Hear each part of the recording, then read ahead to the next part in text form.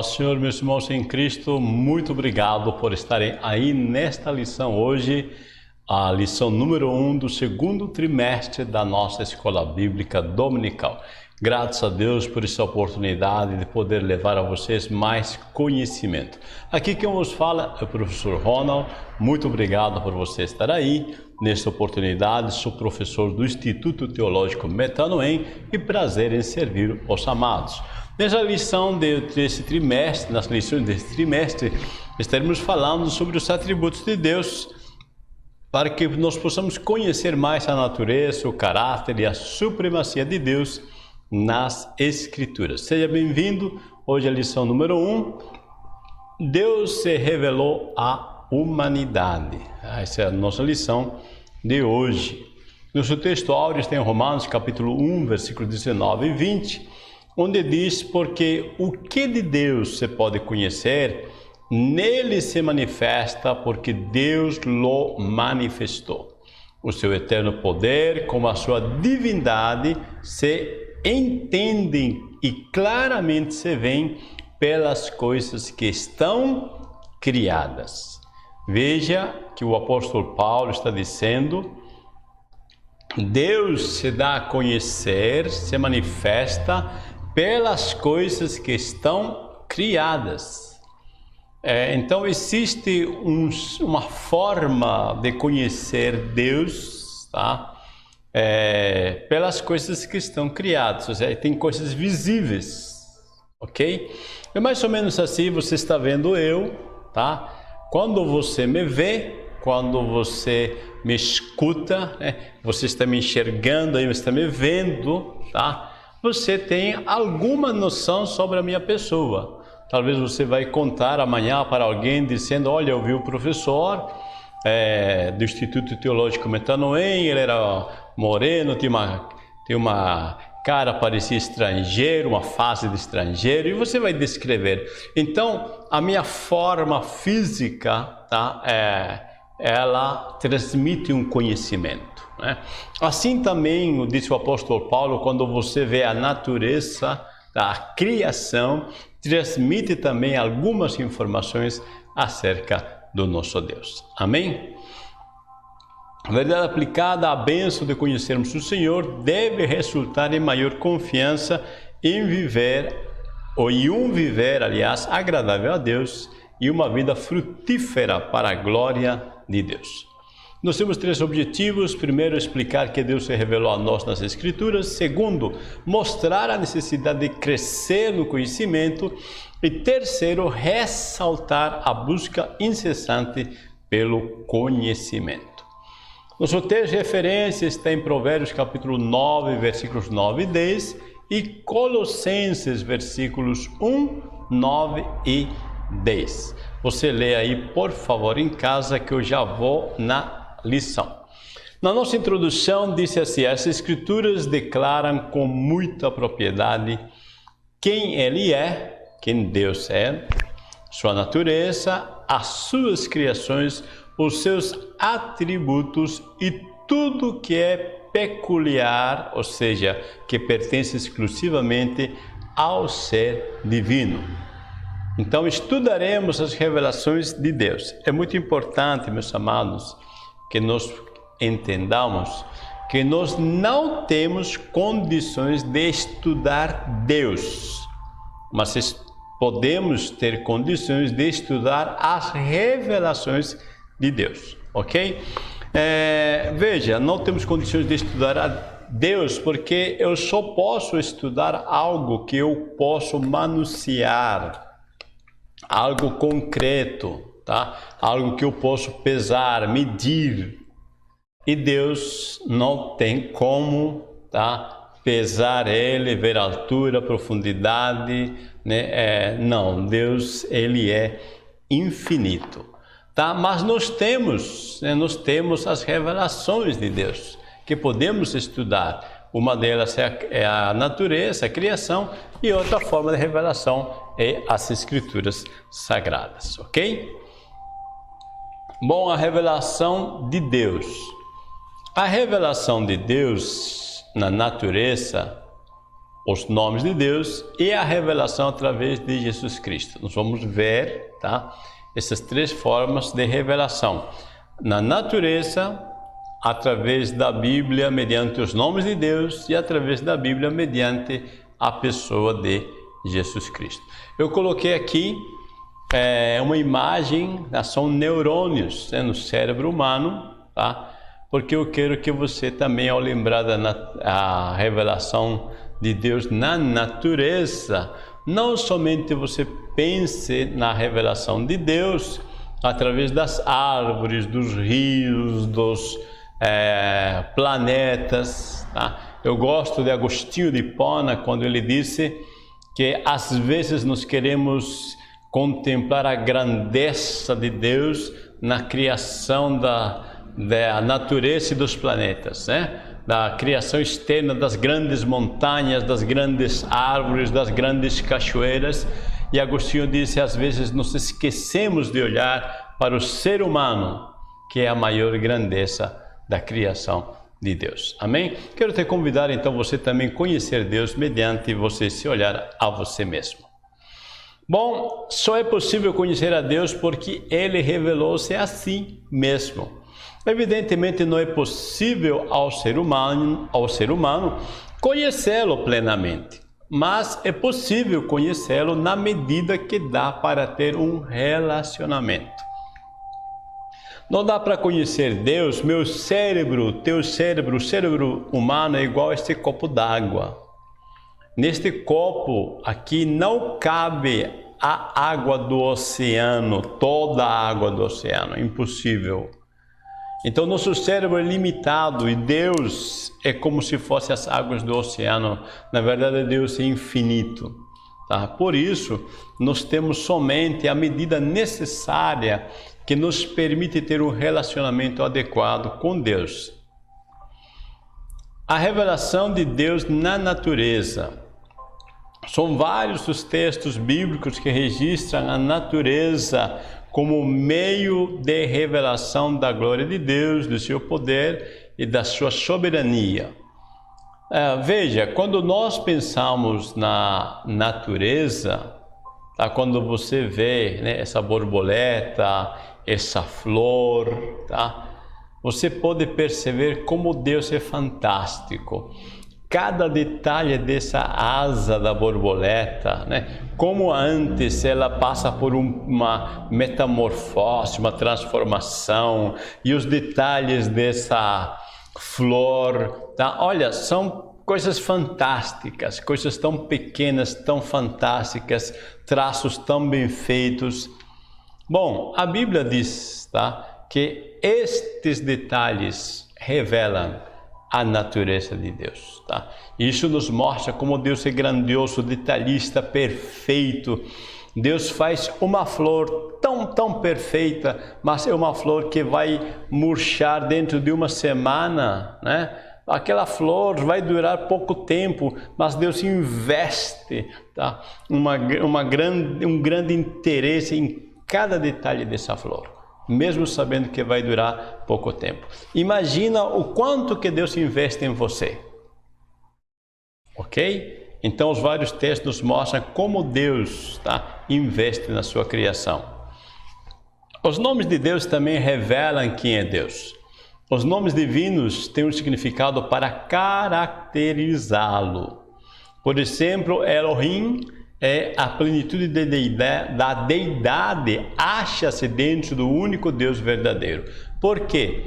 Porque Eloah é o singular, Elohim é o plural, tá? Esse Rim, tá? Ele mostra, né, dentro do hebraico e também dentro do aramaico, mostra o plural, tá? Você já viu na Bíblia Baalim, né? Baal, né, também significa Senhor.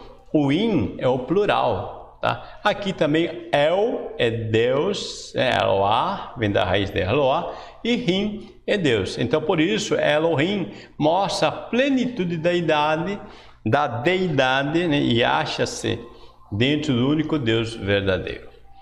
Adonai expressa o governo e domínio de Deus, tá? El Shaddai mostra o Deus Todo-Poderoso. El Elyon mostra o Deus que é eterno. Jeová ou Javé Jiré, o Senhor proverá, né? Deus que sempre tem a providência no tempo certo, na hora certa, no local certo.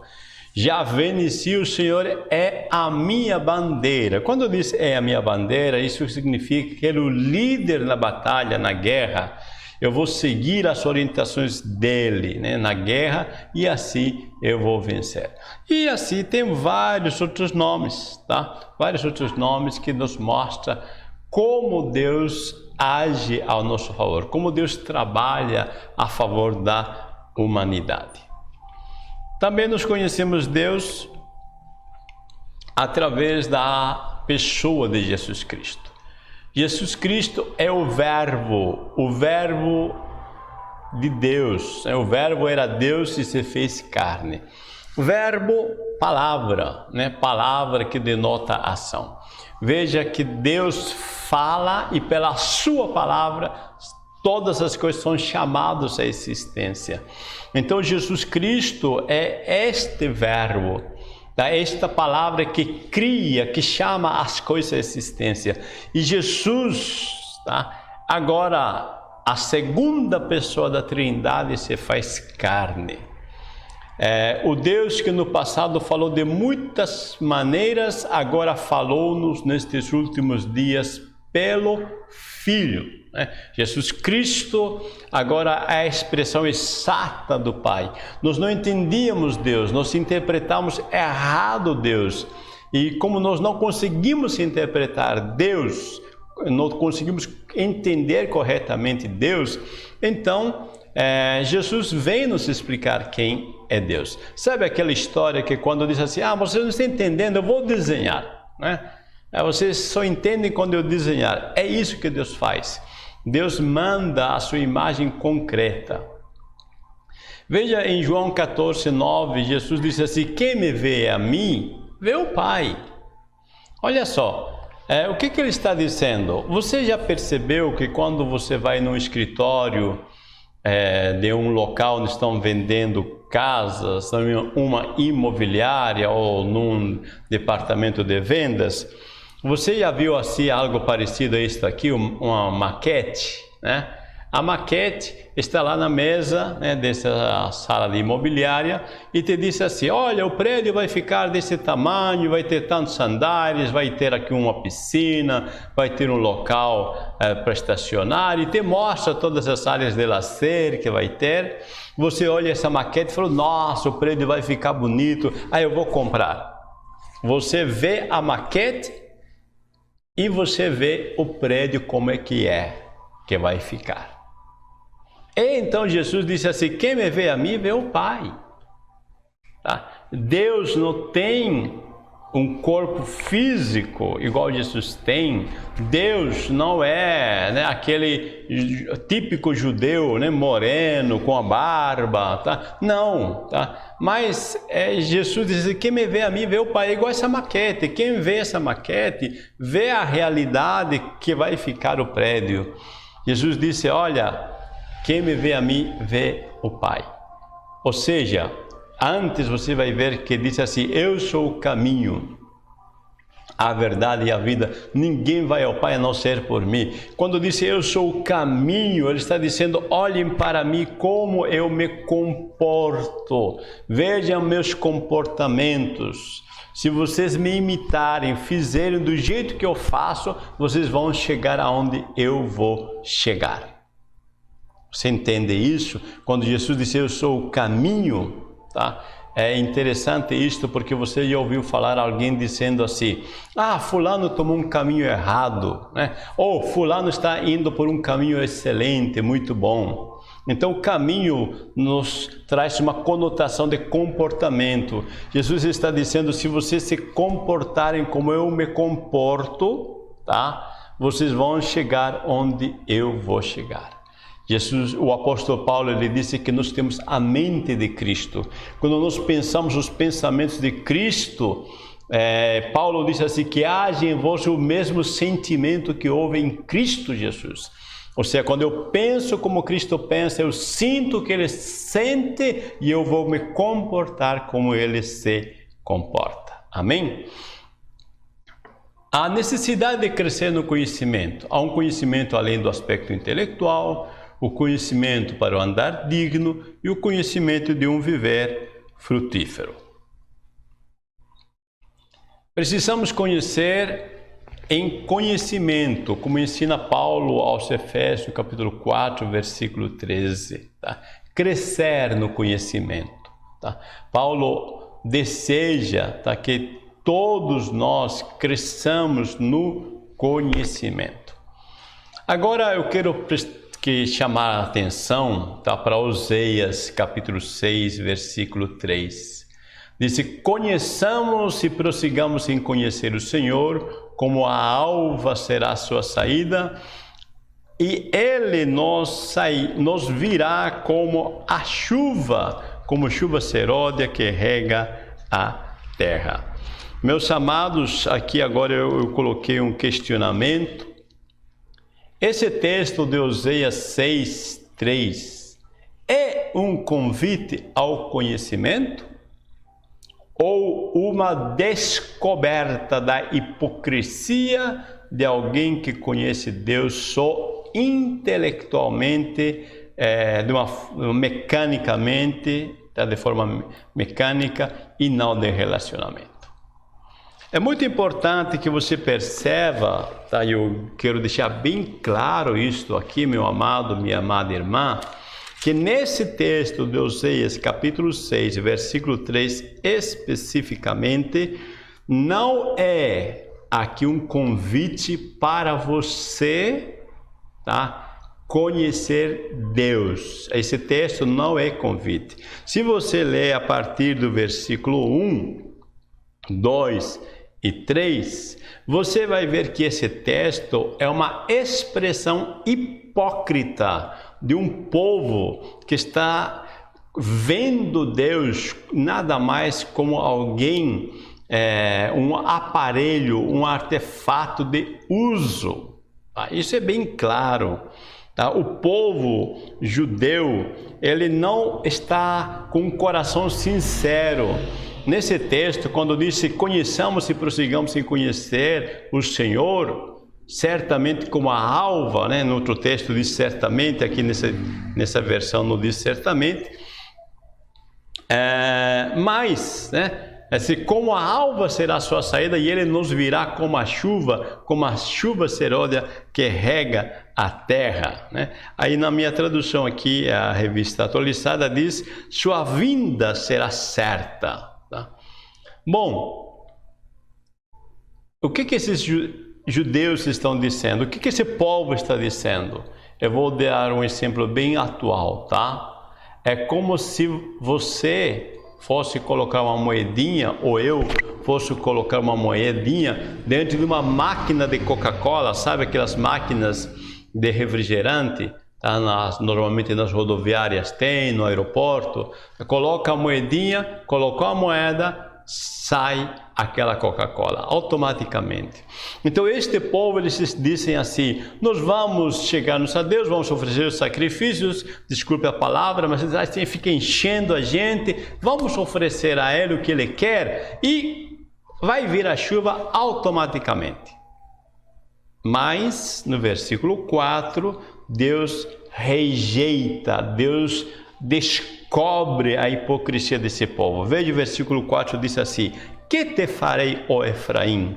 Que te farei, ó Judá? Porque o vosso amor é como a nuvem da manhã e como o orvalho da madrugada que cedo passa. Olha só, Deus disse: eu não quero esse tipo, tá? Essa qualidade de adoração. Parem de ser hipócritas. Vocês dizem: conheçamos e prossigamos em conhecer ao Senhor, e vocês só querem algo mecânico. Acham que eu vou me vender por um sacrifício de cordeiro, por um sacrifício de novilho. Não, eu não quero isso. Veja, por isso os abati por meio dos profetas, pela palavra da minha boca, os matei, e os meus juízos serão como a luz, pois misericórdia quero. Olha só, na tradução King James ele disse assim: eu quero amor e não sacrifício, e o conhecimento de Deus mais do que holocaustos. Então, meu amado irmão, meu irmão, Oséias 6:3 não é um convite para conhecer Deus. Oséias 6:3 é as palavras de um povo hipócrita que acha que Deus está à venda. Deus é uma máquina onde você coloca a moeda e a Coca-Cola sai, ok? Então esse texto não use mais para esse objetivo. Nós temos muitos textos bonitos, né, que nos convida a conhecer o Senhor, tá? Mas não é esse texto. Bom, conhecimento para andar digno. Daqui a pouco vamos vendo, tá? O conhecimento de Deus e de seus mandamentos ajuda os fiéis a escolherem o caminho que devem escolher. Há momentos, você sabe, tá, que nós ficamos assim, eu faço o quê? Né? Eu faço, não faço, que decisão tomo? Então, o conhecimento de Deus e de seus mandamentos nos ajuda, tá, a tomar decisões melhores. Colossenses 1, 9 e 10 diz assim: não cessamos de orar por vós e de pedir que sejais cheios do conhecimento da sua vontade, em toda sabedoria e inteligência espiritual, para que, ó a razão, tá? Para que possais andar dignamente diante do Senhor, agradando-lhe em tudo, frutificando em toda boa obra e crescendo no conhecimento de Deus. Por favor, eu quero que você perceba aqui duas questões muito importantes: a causa e a consequência, tá? Quando você é cheio de conhecimento, de sabedoria e inteligência espiritual, você vai poder andar, ou seja, se comportar dignamente. Quando nós temos a sabedoria, o conhecimento e a inteligência espiritual, nós podemos frutificar em toda boa obra. Então, todas as vezes que eu tenho conhecimento e pratico, tá? Isso vai provocar mais o quê? Crescendo no conhecimento. Olha só, informação, conhecimento, prática. A prática me leva a um maior conhecimento, que vai aumentar aqui esse conhecimento, que vai me levar a uma prática melhor, que vai aumentar meu conhecimento, e isso, tá, tem esse processo, tá? Conhecimento, prática. Prática aumenta conhecimento, mais prática, mais perfeição. E assim vai esse processo. Então Paulo está dizendo: conheça, mas pratique. E isso vai fazer você crescer em conhecimento. O texto diz assim em João 15, tá? Versículo 2, versículo 8. Eu vos escolhi e vos nomeei para que vás e deis fruto.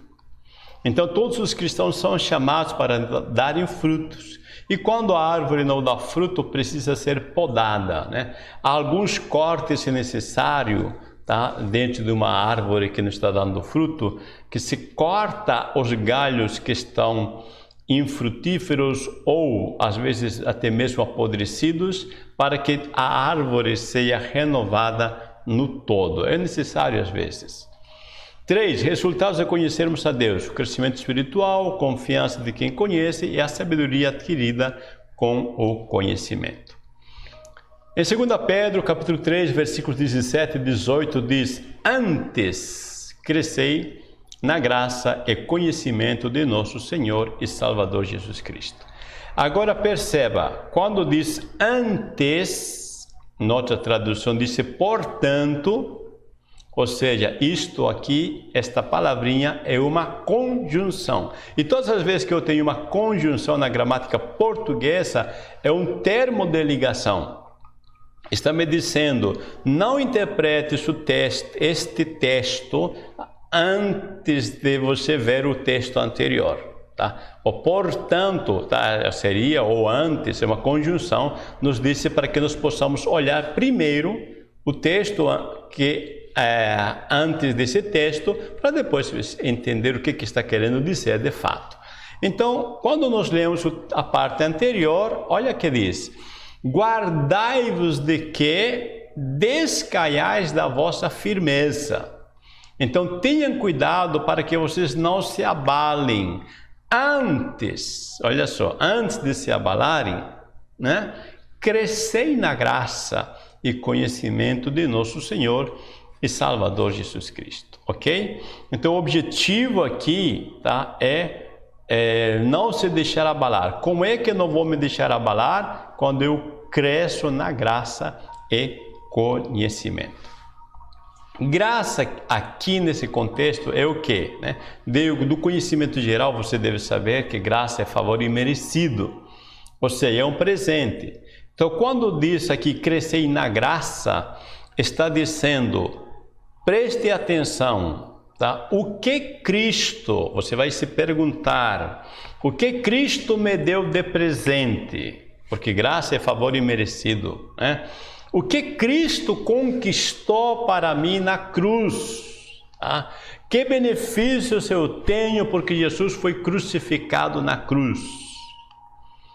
Quando diz crescer na graça, está dizendo procure observar, tá? O que Deus tem conquistado para você. Procure conhecer isso. E a segunda parte diz conhecer, crescer no conhecimento do nosso Senhor. Esta palavra conhecimento, tá? Dentro do seu contexto grego, é um conhecimento profundo, é um conhecimento de relacionamento. Então está dizendo, tenha relacionamento com Cristo. Conheça Ele por relacionamento, não por informação. Se você entrar no meu Facebook, tem algumas informações, né? Se você entrar no meu Instagram, tem algumas informações. Mas, se você me conhecer pessoalmente, aí você vai conhecer de uma forma bem mais diferente, tá? Então, é muito importante isso, crescer na graça e no conhecimento. Há um convite para conhecer Cristo de dois lados, de duas formas, tá? Primeiro você vai conhecer, né? O que Ele fez por você. E quando você se relacionar com Ele, você vai conhecer quem Ele é. E quando você conhecer quem Ele é, vai aumentar a tua confiança para receber o que Ele conquistou por você, ou para você. Amém? Então isso aqui são dois pontos. Crescer na graça, que quer dizer, conheça tudo que Cristo te conquistou. Tá? Esse é um presente de Deus para você, que benefício você tem, e tenha relacionamento com Ele, que você vai conhecer muito mais profundamente o que Ele tem para você. Como discípulos de Cristo, precisamos desejar e buscar crescer no conhecimento de Cristo para não sucumbirmos diante das falsas doutrinas, né? Então, se eu conheço, se eu tenho firmeza nas Escrituras, tá? Eu não vou cair em cada vento de doutrina, né?